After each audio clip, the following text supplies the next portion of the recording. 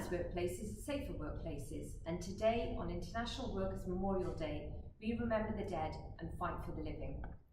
Every year, worldwide, more people are killed at work than in wars, and we're here to honour and respect those who have lost their lives at work.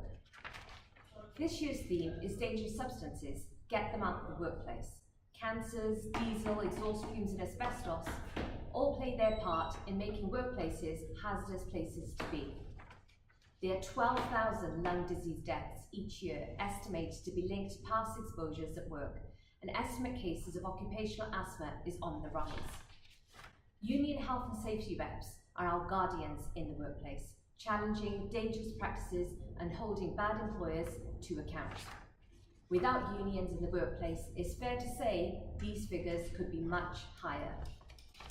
Most workers don't die of mysterious ailments or in tragic accidents. They die because an employer decides their safety wasn't that important.